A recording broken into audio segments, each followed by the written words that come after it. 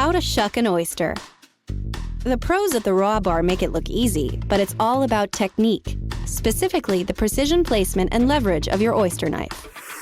You will need fresh oysters any type, lots of ice, a small brush, an oyster knife, a cutting board, a kitchen towel, and a wide, shallow bowl or platter.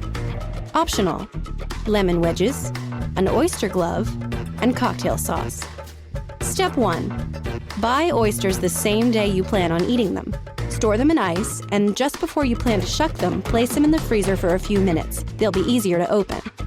Step 2. Rinse the oysters under cold running water and scrub them with a brush. When you're rinsing the oysters, throw out any that are slightly open and don't spring closed at your touch.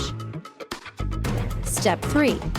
With a towel, hold the oyster on the cutting board with the flatter side up and its hinge facing towards you. Make sure there's some fabric covering your hand. If you plan to shuck a lot of oysters, a sturdy oyster glove might be a good investment. Step 4. Locate a spot near the muscle, which holds the shell together.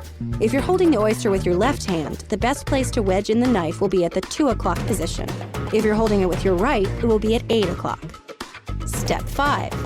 Find a break in the oyster seal as close to your spot as possible. Wedge in the blade of the knife. You'll only need to get the edge in and twist your wrist, popping the top shell free. Step 6. Discard the top shell or save it for sea sculpture. Step 7. Run the knife beneath the flesh of the oyster to free it from the bottom shell. Be careful not to lose the juice. Step 8.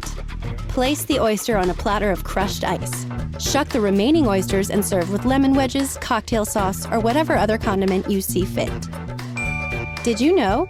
Oysters feed themselves by pumping algae-filled water through their body, and an average-size oyster filters more than 50 gallons of water a day.